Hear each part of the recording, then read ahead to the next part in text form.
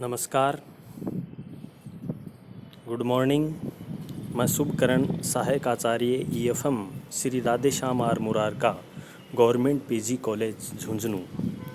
आज हम BCom part second year के विद्यार्थियों के लिए उपयोगी विषय इकोनॉमिक इन्वायरमेंट इन राजस्थान में आर्थिक पर्यावरण के अंतर्गत यूनिट संख्या सेकंड पेपर प्रथम में टॉपिक राजस्थान में पंचायती राज के अंतर्गत भारत में प्रजातांत्रिक विकेंद्रीकरण के बारे में संक्षेप में अध्ययन करेंगे, जिसमें पंचायती राज व्यवस्था को किस प्रकार से जनता के द्वारा क्रियान्वयन किया जाता है। इसी क्रम में जो आपके एग्ज़ाम की दृष्टि से जो महत्वपूर्ण प्रश्न है, भारत में प्रजातांत्रिक विकेंद्रीकरण पर एक लेख लिखिए। Write a note on democratic decentralisation in India. इसके भूमिका के अंतर्गत हम बात करें राजस्थान में पंचायती राज में, जैसा कि आपको मैंने पंचायती राज अधिनियम और पंचायती राज की स्थापना और भारतीय लोकतंत्र एक महत्वपूर्ण तरीके से निर्वहन करता है। इसमें पंचायती राज व्यवस्था के अंतर्गत हम बात करें तो महात्मा गांधी ने कहा कि सच्चा प्रजातंत्र केंद्र में बैठे हुए 20 लोगों द्वारा नहीं चलाया जा सकता, इसे नीचे से चलाना होगा, हर गांव के लोगों को चलाना होगा। कहने का मतलब ये है कि बिना जनता के पंचायती राज व्यवस्था को चलाना असंभव है। अब बात करें हम पंचायती राज की स्थापना में राजस्थान विधानमंडल ने 2 सितंबर 1959 को देश में सबसे पहले पंचायत समिति और जिला परिषद अधिनियम पारित किया। इसके बाद में पंचायती राज की स्थापना 2 अक्टूबर 1959 को स्वर्गीय प्रधानमंत्री पंडित जवाहरलाल नेहरू द्वारा नागौर जिले के राजस्थान में पंचायती राज का उद्घाटन एवं शुभारंभ किया। अर्थात कहने का तात्पर्य है कि 2 अक्टूबर 1959 को पंचायती राज की स्थापना राजस्थान में हो चुकी। इसी क्रम में हम बात करें आगे पंचायती राज व्यवस्था के अंतर्गत विकेंद्रीकरण और लोकतंत्र। जैसा कि 2 शब्द हैं, विकेंद्रीकरण और लोकतंत्र। विकेंद्रीकरण महत्व रूप से पंचायत हैं हमारे लोकतंत्र संस्थानों की रीढ़ की हड्डी रही है। विकेंद्रीकरण जैसा शब्द है कि किसी भी केंद्रीयभूत शक्ति को कई भागों में बांट देना या उसे एक स्थान पर न रहने देना। लोकतंत्रात्मक शासन प्रणाली में विकेंद्रीकरण के बिना प्रजातंत्र का पनपना बहुत ही कठिन कार्य है। अर्थात विकेंद्रीकरण और लोकतंत्र एक महत्वपूर्ण रूप से भूमिका का निर्वहन करते हैं। लोकतंत्र में शासन जनता या जनता द्वारा निर्वाचित प्रतिनिधियों के हाथों में रहता है, जो निर्वाचित होकर के सही तरीके से जनता के द्वारा या जनता पर सही एवं उचित मार्गदर्शन के अनुसार शासन करें। इस प्रकार लोकतंत्र है। इसी क्रम में लोकतंत्र कि हमारे देश में प्राचीन काल से ही ग्राम पंचायतें हमारे लोकतंत्र की धड़कन रही हैं। ये पंचायतें गांव के सामुदायिक जीवन की संरक्षक थी। मानव जीवन की सभी गतिविधियों का संचालन इन पंचायतों की देखरेख में होता था। पंचायतें सामान्यतया गांव के विभिन्न वर्गों के 5 बुद्धिमान व्यक्ति होते थे, किंतु समय बीतने के साथ संख्या की यह सीमा समाप्त हो गई और पंचायतें हमारे लोकतंत्र संस्थानों की रीढ़ रह गई है। जैसे जिनसे चारों ओर गांव की समुचित एवं सामाजिक आर्थिक गतिविधियां चलती थी। ये वैदिक काल से लेकर ब्रिटिश शासन काल के प्रारंभ तक पंचायतें ही हमारे गांवों और उनकी आवश्यकताओं की देखभाल करती थी, जो कि औद्योगिकीकरण के आवागमन से गांवों के सामुदायिक जीवन में बिखराव आने लगा और अत्यधिक केंद्रीकृत ब्रिटिश शासन में पंचायत संस्थानों को गहरा आघात लगा। इसी प्रकार हम विकेंद्रीकरण और लोकतंत्र का सहारा लिया। आगे हम बात करें विकेंद्रीकरण और लोकतंत्र की। जैसा कि मैंने आपको पूर्व में बताया कि विकेंद्रीकरण जो केंद्रभूत शक्ति है उनको कई भागों में बांट देना या एक स्थान से दूसरे स्थान पर न रहने देना, और लोकतंत्रात्मक शासन प्रणाली में विकेंद्रीकरण के बिना प्रजातंत्र का पनपना अत्यधिक कठिन कार्य है।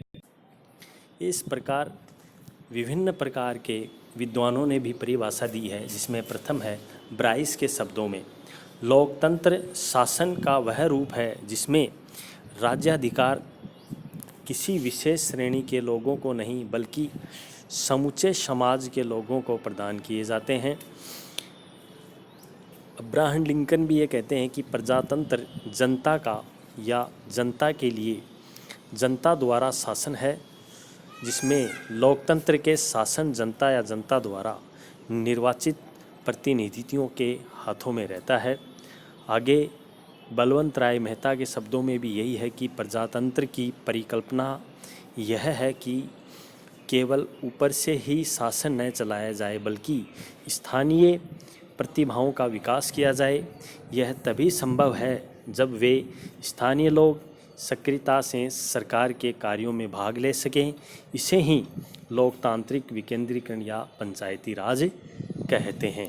इस प्रकार हम स्पष्ट रूप से ये भी कह सकते हैं कि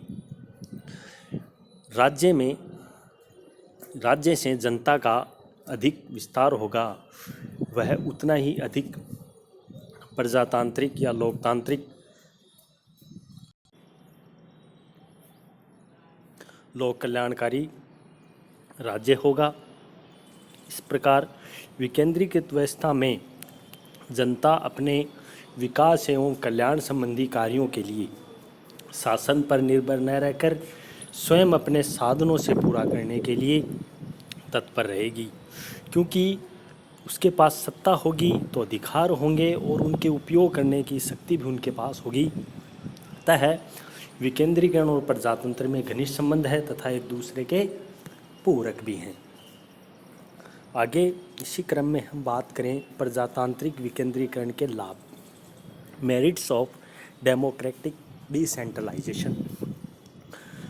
लोकतांत्रिक विकेंद्रीकरण के लाभ निम्नलिखित हैं, जिसमें प्रथम है स्वावलंबन की भावना को बल, स्ट्रेस ऑफ सेल्फ रिलायंस। स्वावलंबन की भावना को बल में स्वावलंबन की भावना किसी भी लोकतांत्रिक व्यवस्था संचालन के लिए अत्यावश्यक है। लोकतांत्रिक विकेंद्रीकरण का बहुत बड़ा लाभ यह है कि भीतर बड़ी मात्रा में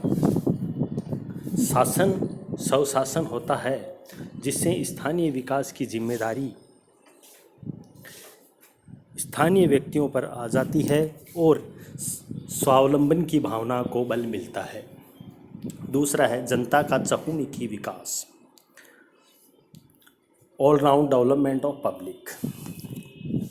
जनता का चहुमुखी विकास लोकतांत्रिक विकेंद्रीकरण से स्थानीय जनता का चहुमुखी विकास संभव होता है, स्थानीय नेतृत्व बढ़ता है तथा स्थानीय व्यक्तियों की आर्थिक एवं सामाजिक गतिविधियां में भाग लेने पर उनका विकास होता है। इसी क्रम में आगे है जन सहयोग, पब्लिक पार्टिसिपेशन। जन सहयोग, देश के विकास हेतु जन सहयोग अत्यावश्यक है। यदि विकास कार्यों में जन सहयोग नहीं होगा तो अपेक्षित विकास नहीं हो सकेगा और प्रजातांत्रिक विकेंद्रीकरण में विकास संबंधी कार्य स्थानीय व्यक्तियों द्वारा क्रियान्वित किए जाते हैं, जिससे प्रत्येक व्यक्ति उसे अपना समझता है और उनमें पूर्ण सहयोग देने में या पूर्ण सहयोग देने के लिए तत्पर रहता है। अगला है लचीलापन, फ्लेक्सिबिलिटी। लचीलापन, प्रशासन में लचीलापन होना अच्छे शासक का एक महत्वपूर्ण गुण माना गया है, जिसमें लोकतांत्रिक विकेंद्रीकरण में केंद्रीय सत्ता के आदेशों का कठोरता से पालन करने की आवश्यकता नहीं होती, जिससे प्रशासन में संभवतः लचीलापन आ जाता है। स्थानीय परिस्थितियों के अनुसार स्वायत्त संस्था अपने आदेशों एवं कार्यों में परिवर्तन कर सकती है और जिससे जनता का अधिक से अधिक हित हो। अगला है मितव्ययिता। मितव्ययिता इकोनॉमी। भारत जैसे विकासशील देश में मितव्ययिता अत्यावश्यक है, क्योंकि विकेंद्रीकरण व्यवस्था में कम खर्च होता है, क्योंकि जनहित के मामले स्थानीय संस्थाओं द्वारा सुलझा दिए जाते हैं। अगला है उत्तरदायित्व की भावना का विकास। लोकतांत्रिक विकेंद्रीकरण में प्रशासनिक कार्यों के साथ आर्थिक एवं सामाजिक विकास का अधिकार व जनप्रतिनिधियों को प्राप्त होता है। इससे स्थानीय व्यक्तियों को उत्तरदायित्व की भावना का विकास होता है। स्थानीय प्रतिनिधि इस बात का अनुभव करते हैं कि कार्य में किसी भी तरह की त्रुटि रहने पर उसकी बदनामी हो सकती है, जिससे वे हमेशा कर्तव्य पालन में आगे रहते हैं। अगला है समस्याओं का उचित समाधान। समस्याओं के उचित समाधान में प्रजातांत्रिक विकेंद्रीकरण में सत्ता स्थानीय प्रतिनिधियों के हाथों में रहती है। ये व्यक्ति स्थानीय आवश्यकताओं, समस्याओं और साधनों से पूर्ण परिचित रहते हैं और समय पर ही उचित समाधान भी प्रस्तुत कर सकते हैं। इस प्रकार हम निष्कर्ष रूप से कह सकते हैं कि प्रजातांत्रिक विकेंद्रीकरण द्वारा ही सच्चे अर्थों में कल्याणकारी राज्य की स्थापना की जा सकती है, जिसके द्वारा हम जनता के सहयोग, उत्तरदायित्व और स्वावलंबन आदि गुणों का विकास कर सकें। आगे हम बात करें भारत में लोकतांत्रिक विकेंद्रीकरण की, डेमोक्रेटिक डिसेंट्रलाइजेशन इंडिया। जैसा कि मैंने आपको पूर्व में बताया कि विकेंद्रीकरण या लोकतांत्रिक विकेंद्रीकरण पंचायती राज संस्थाओं में बहुत ही महत्वपूर्ण भूमिका का निर्वहन करती है। इसी क्रम में आगे देश की स्वतंत्रता के साथ भारत में वर्षों से चली आ रही केंद्रित शासन व्यवस्था का अंत हुआ है। हमारे नेताओं ने प्रजातांत्रिक शासन व्यवस्था को अपनाया है। स्वतंत्रता प्राप्ति के सामने हमने एक तंत्रीय व्यवस्था को समाप्त करके संपूर्ण देश में विकेंद्रीकृत शासन व्यवस्था को मूर्त रूप दिया है। संसद तथा राज्य विधानसभा में देश के सभी भागों से चुने हुए व्यक्ति रहते हैं तथा सभी क्षेत्रों का प्रतिनिधित्व करते हैं। संविधान में देश को एक कल्याणकारी राज्य बनाने हेतु पंचायतों को महत्वपूर्ण स्थान दिया, जिसमें बलवंत राय मेहता समिति में 3 स्तर पे ग्राम स्तर पे ग्राम सभा, खंड स्तर पे खंड समिति या पंचायत समिति या जिला स्तर पे जिला परिषदों का गठन किया। इस प्रकार लोकतांत्रिक विकेंद्रीकरण में महत्वपूर्ण भूमिका रही है। इसमें महात्मा गांधी भी लोकतांत्रिक विकेंद्रीकरण पे काफ़ी अपने विचार प्रस्तुत किए, जिसमें महत्वपूर्ण है एक भारतीय संविधान के प्रजातांत्रिक विकेंद्रीकरण और पंचायती राज को महत्व देते हुए अनुच्छेद 40 में लिखा कि राज्य ग्राम पंचायतों की स्थापना के लिए आवश्यक कदम उठाएगा और ऐसी शक्तियां और अधिकार प्रदान करेगा जो उन्हें स्वायत्त शासन की इकाई के रूप में कार्य करने में सक्षम बनाने के लिए आवश्यक हो। निस्संदेह ये शब्द थोड़े हैं परंतु अर्थ भरे हैं। इसी प्रकार आगे 1957 में बलवंत राय मेहता समिति गठन हुई जो 24 नवंबर 1957 की समिति में अपनी रिपोर्ट केंद्र सरकार को पेश कर दी। इसी प्रकार एक राज्य के नीचे स्तर पर अधिकारियों दायित्वों का विकेंद्रीकरण करना आवश्यक हुआ। समिति ने कहा कि सत्ता को सौंपी जाए कि अधिकार क्षेत्र के अंतर्गत सभी विकास कार्यों के लिए उत्तरदायी हो और सरकार का काम मार्गदर्शन, उच्च स्तर की योजना जहां आवश्यकता हो धन उपलब्ध कराना होगा।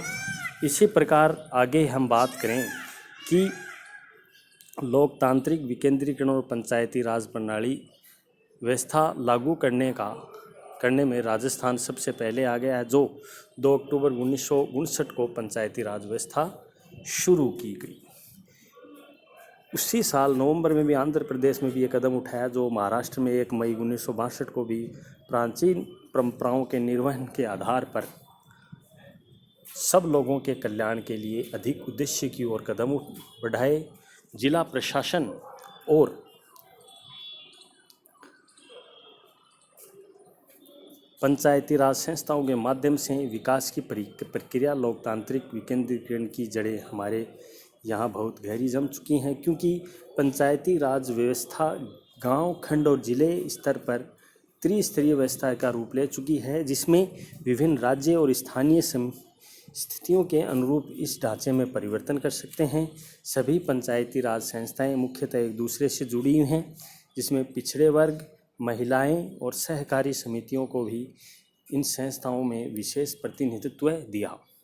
इस प्रकार हमने आज भारत में प्रजातांत्रिक विकेंद्रीकरण पर एक संक्षिप्त रूप में एक व्याख्यान के माध्यम से के सामने प्रस्तुत किया। आगे इसी क्रम में हम राजस्थान में पंचायती राज की विशेषताएं और महत्व के बारे में चर्चा करेंगे। बहुत बहुत धन्यवाद, आभार, थैंक यू।